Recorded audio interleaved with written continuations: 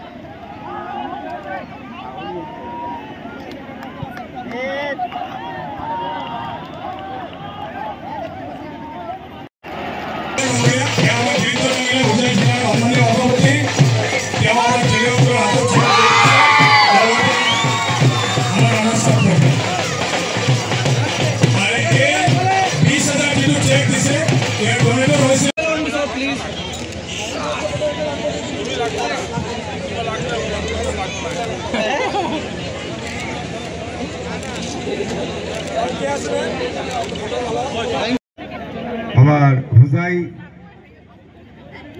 এটা ভাগ্য পরীক্ষা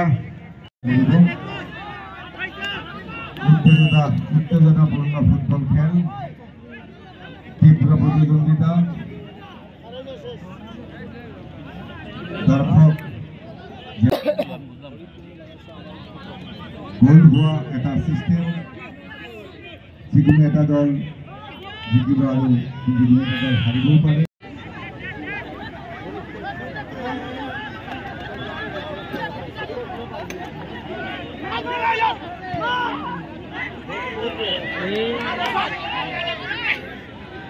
লংকা ফুটবল ক্লাব 1-0 গোলত পিছ পৰি আছে।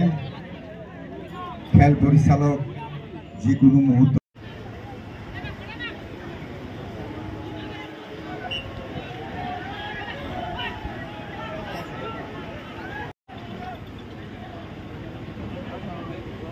নৰেন্দ্ৰ মোদী ডাঙৰীয়াৰ ইচ্ছা মৰ্মে আমি খেল মহোৎসৱ কৰিছোঁ, সাংসদ খেল মহোৎসৱ। আৰু ইয়াত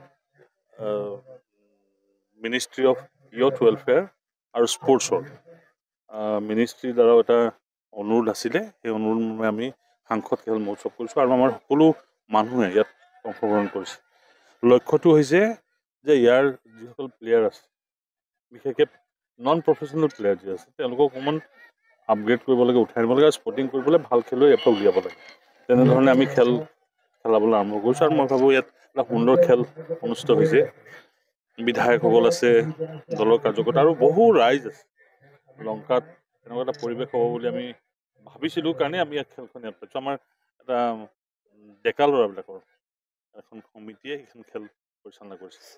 আপোনালোকে জানেছে আমাৰ চৰকাৰৰ দিনত মাননীয় প্ৰধানমন্ত্ৰী নৰেন্দ্ৰ মোদী ডাঙৰীয়াৰ নেতৃত্ব দি চৰকাৰ আছে। চৰকাৰখনে স্পৰ্টছৰ ক্ষেত্ৰত যথেষ্টখিনি কাম কৰিছে আৰু তাৰ কাৰণে আমি এগৰাকীকে আমি ভাল প্লেয়াৰো পাই আছোঁ। লাভলীনা বৰগোহাঁই, হিমা দাস, শেহতীয়াকৈ উমা চেত্ৰীও আহিছে। তেওঁলোকক পেট্ৰনাইজ কৰিবৰ কাৰণে ইতিমধ্যে নিৰ্দেশ দিছে। চৰকাৰীভাৱে নহ'লেও ইণ্ডিভিজুৱেল খেল আৰু টিম খেল হিচাপেও এটা পেট্ৰনাইজ চলিছে।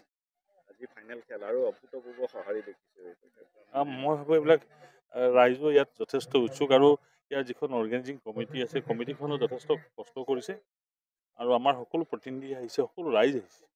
উৎসাহটো থাকিব এইকাৰণে যে খেল ভাল পায় লংকাত, সেই কথা আমি জানো। ভাবোঁ এটা ভাল খেলৰ পৰিৱেশো আছে আৰু একেবাৰে য়ং ল'ৰাৰ টিমে খেলিছে, এইটো আচলতে বেছি আকৰ্ষণ বৃদ্ধি কৰিছে।